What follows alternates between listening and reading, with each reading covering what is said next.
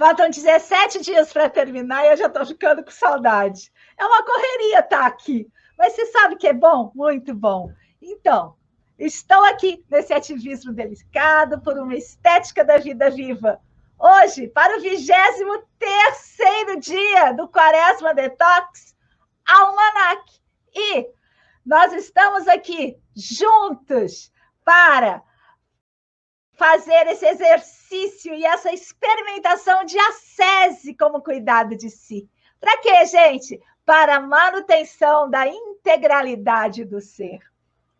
E essas nossas conversas são para fortalecer o nosso ser quadrimembrado em suas dimensões espiritual, astral, vital e físico. Claro, nós somos uma coisa só, porém, essa coisa só a gente divide em várias camadas. Nessa que a gente optou esse ano, são 4 camadas. Começo, então, trazendo o meu boletim diário. Como é que vai se desenvolvendo aquilo que eu me propus a fazer nessa quaresma, que é dormir bem, menos notícia, mais estudo, não comer farinha e caminhar. Pois então, eu tirei ótimo em tudo, menos o quê? Adivinha você? Menos notícia, mais estudo. Eu estudei até 10 horas da noite, a gente teve a estreia do grupo de estudos Artes Manuais e Gênero, foi ótimo, mas claro que eu não podia deixar de assistir, de ver as notícias. Sejam bem-vindas a esse nosso projeto, que é Cuidado de Si Espiritual. No astral, gerações. No vital, a gente está estudando as punks. E no físico, estamos estudando corporificar. Ou seja, isso da gente encarnar no próprio corpo, perceber o próprio corpo como uma potência transformadora. E a ênfase do dia é... Tcharam! 6ª rodada de astral, gerações. E a gente vai trazer, claro, uma seleção da nossa querida professora da pós-graduação Artes Manuais para Terapias, professora mestre Cláudia Soares. Ela fez o seu mestrado em gerontologia e está fazendo essa curadoria para nós. Todos os dias eu trago um pouco dessas informações dela. E hoje ela está apresentando esse livro para nós, né? O livro da psicóloga Jean Teolguin, não sei como fala. Diz assim: estamos todos ansiosos por aprender o que o uso pesado das mídias sociais acarreta para os adolescentes. Agora, graças à análise cuidadosa da autora, sabemos que isso os torna solitários, ansiosos e frágeis. Eu queria já colocar uma pontuação aí. Não dá para generalizar. Claro que isso é uma chamada comercial, mas eu não gosto de nada que venha a generalizar, né? Apesar de que ela fez uma pesquisa com 11 milhões de jovens. Vamos ler um pedacinho aqui. Diz: porque as crianças superconectadas de hoje estão crescendo menos rebeldes, mais tolerantes, na nossa linguagem Foucaultiana, por causa dos dispositivos disciplinadores. Que dispositivo disciplinador mais perfeito do que essa internet? Se a gente não apertar o botão exato, a coisa não acontece. E quando dá errado, a culpa é sempre nossa. Vamos ler mais um pouquinho aqui. Mais tolerantes, menos felizes e completamente despreparadas para a idade adulta. É o resultado de uma investigação baseada em pesquisas e entrevistas com 11 milhões de jovens. Ai, não sei, gente, eu desconfio de tudo que é muito quantitativo. E por quê? Porque cria uma generalização, não é? Que nem sempre a gente pode considerar. Esse estudo traz para nós uma reflexão ampla sobre a geração atual de adolescentes e jovens adultos, nascidos em meados da década de 1990 até os anos de 2012. Meu filho está nessa. O termo cunhado pela autora, que é o IGEM, para definir essa geração, que também é chamada de geração Z, ou Centennials, no qual a letra I faz alusão à internet. Cresceu com celulares e contas nas redes sociais antes mesmo dessa geração começar o ensino médio e não se lembra de um tempo antes da internet. É verdade. Porém, a tecnologia não é a única coisa que torna essa geração distinta de todas as gerações anteriores a elas. Também são diferentes em como passam o tempo, em como se comportam e nas suas atitudes em relação à religião, sexualidade e política.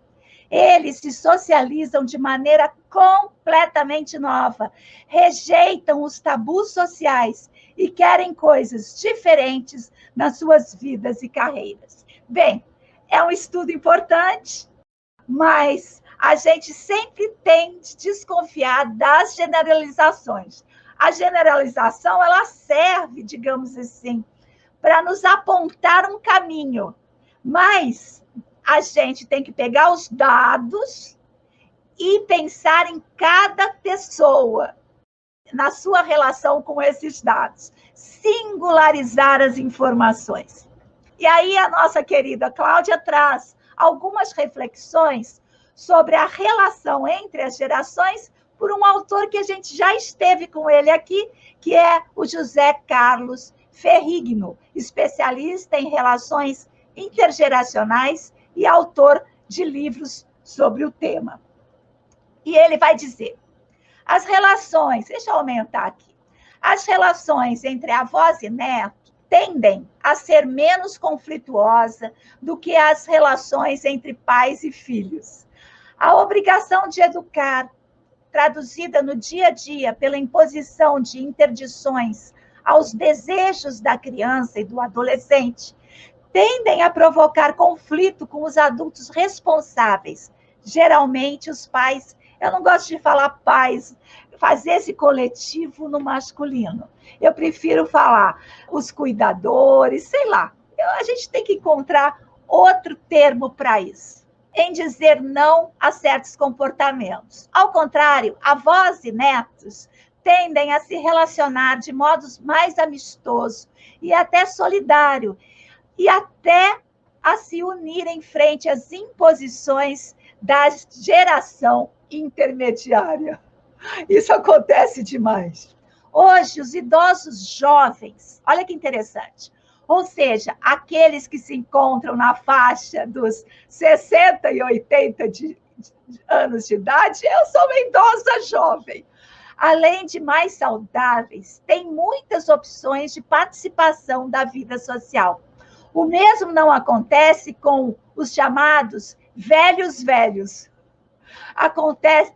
enquadrados na chamada quarta idade. Devido à idade avançada, tendem a apresentar mais fragilidades. Por isso, muitos deles vivem isolados ou têm pouco convívio com seus contemporâneos e principalmente com pessoas mais jovens. Isso é uma coisa bem séria, né, gente? Cada vez mais no mundo do trabalho, especialistas, consultores e profissionais da área de recursos humanos se concentram nas relações entre funcionários jovens e maduros no ambiente das empresas. A gente tem visto isso nos nossos estudos durante toda a quaresma. Sem dúvida, trata-se de uma iniciativa importante, pois qualquer ação que vise favorecer a criação de um ambiente de trabalho mais descontraído e produtivo é bem-vinda. Eu não sei essa coisa da produtividade, eu sou sempre avessa a olhar o mundo pelo viés da eficiência, pelo viés da produtividade. Isso para mim é cultura liberal, e eu não sou liberal mesmo. Os jovens dos anos de 1960 se rebelaram contra o autoritarismo dos mais velhos. Hoje, Os jovens parecem mais acomodados. Aquela psicóloga, Twing, eu vou chamar de Twing, em seu livro A Higiene, radicaliza essa ideia, dizendo que os jovens atuais preferem o conforto da casa dos pais e não têm nenhuma pressa de se tornarem adultos. E quanto ao futuro, como será que ficarão as relações entre pais e filhos e entre avós, netos, com o impacto da tecnologia e do aumento vertiginoso da longevidade humana? Boa pergunta. Pensando em um cenário futuro favorável, quem sabe a amizade intergeracional venha a ser o antídoto para o atual distanciamento afetivo entre as gerações. Não sei, gente, tenho dúvidas quanto a isso. Ele está sendo otimista. A amizade pode ser considerada a forma mais sublime de relação humana. Pressupõe que os amigos tenham entre si franqueza, confiança, autenticidade, coragem, generosidade, dedicação, solidariedade, cuidados, entre outras virtudes. O clima de confiança propiciado pela amizade permite, sem dúvida, uma afetiva troca de conhecimentos e de experiências de vida entre adultos e jovens, condição que produz um enriquecimento emocional recíproco. Queria agradecer a nossa querida Cláudia, que está organizando para nós essa parte geracional. Eu confesso que eu ainda não encontrei um autor que lide com essas questões sem ser de uma perspectiva que encosta no liberal e, às vezes, não no neoliberal, porque no neoliberal querem acabar com os velhos e pronto. Mas nessa perspectiva capitalística, né, gente? De produtividade, eficiência. A gente tem que transvalorar. A gente tem que mudar esses valores. Produtividade e eficiência não pode ser valor humano. Não pode ser valor humano. Quero agradecer a todas vocês que fizeram Pix. Olha, gente, uma beleza essa chegada, bem-vinda dos Pix. E todos os dias você pode fazer um superchat nas nossas transmissões ao vivo. Vamos ao nosso Drops? Hoje a gente vai voltar... primeiro, vou até tomar um golinho aqui. Olha só o que tem nesse... Ficou boa essa foto, né? Olha só o que tem nesse suco verde hoje. Ora pronobis, manjericão, bela emília, couve e trapoeraba. Eu tenho a impressão que a trapoerada dá um azedinho. E toda vez que eu falo essa palavra, minha boca enche d'água. E eu sinto esse azedinho aqui. E a gente está vendo... Opa! A gente está vendo o nosso livro Culinária Selvagem. E hoje a gente vai voltar lá no comecinho, no prefácio. Tem umas coisas tão bonitas nesse prefácio que agora que a gente já viveu bastante, que a gente já trabalhou bastante com a questão do cuidado, vão ser mais relevantes do que se a gente lesse antes de tudo. Olha só, vou trazer para vocês, que beleza. Essa Neide Rigo é quem fez o prefácio. A gente vai ler um pedacinho hoje só o que está marcadinho de amarelo, tá bom? Ela falando, a Neide Rigo. Era um domingo ensolarado, embora ainda fosse de madrugada para um dia de descanso. E Michele, amiga, que o mundo das afinidades me deu, olha que lindo isso, já estava de pé, animada, com tudo pronto para o mutirão na horta. Isso aconteceu há cerca de 2 anos. E eu estava ali, a convite dela, professora Michele Jacob, para o primeiro ciclo de debate sobre sistemas alimentares sustentáveis para a segurança alimentar e nutricional, também ansiosa por aquele momento. Em silêncio, eu a observava e me perguntava, será mesmo que alguém por aqui se levanta de madrugada, num domingo preguiçoso, para ir a um mutirão? Ai, que coisa linda! Chegamos ao local e sim, estavam todos lá. Né? A pesquisa, ela está trazendo o espírito da pesquisa. Era um espaço pequeno, modesto, mas já mostrando a que veio, inúmeras espécies comestíveis se alastravam e brigavam por espaço. Flores comestíveis salpicavam de cores o tapete verde. Carurus de espinhos se impunham. Galhos de batata doce se espichavam para fora do cercado. Beldroegas de folhas tenras repousavam frescas na terra quente. Ai, a gente vai continuar lendo essa beleza poética que é o prefácio do nosso livro. E, como sempre, viva a Universidade Pública! Parabéns aos pesquisadores e a todos os envolvidos. Vamos para o outro Drops? Hoje, o Drops, corporificando a experiência, continuamos na metodologia do como. A gente já sabe que a gente é assim, né? A gente já está mais próximo da nossa própria corporeidade. A gente está vendo 5 passos do como, e hoje a gente vai ver o passo 3, que é uma das metodologias do passo 3, que é como acabo com esse modo de me corporificar. Então, só para quem não viu os outros passos, é assim. A ideia é que a gente tem uma imagem dessa corporificação, como que eu crio essa imagem corporalmente e como que eu me desfaço dessa imagem. A gente está observando isso. Então, vamos trazer o exercício aqui. Passo 3. Como desorganizo ou acabo com as estruturas de que não preciso mais. Use o exercício da sanfona. A gente não passou por ele, não. Intensificando, mas a musculatura fechando, a musculatura abrindo. Exercício da sanfona. Intensificando um padrão de tensão. Peito apertado ou joelhos travados. Levo isso ao ponto máximo. Vamos supor... Deixa eu só trazer aqui. Vamos supor que você está com tensionamento no pescoço. Você, ao invés de tentar relaxar, você tensiona ainda mais. É isso que ele está sugerindo nesse passo 3. Levo isso ao ponto máximo e posso, então, voltar atrás. Primeiro eu aperto bem, depois afrouxar, relaxar um pouco, desfazer os espasmos e experimentar a sensação de alongamento muscular. Eu gostei de fazer isso.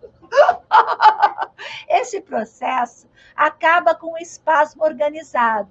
O modo de a forma desorganizar sua intensidade é similar à de uma febre que vai cedendo. Eu gostei dessa imagem. Contrair mais, ainda mais, depois soltar um pouco mais e mais, leva a perceber esse processo análogo ao da sanfona.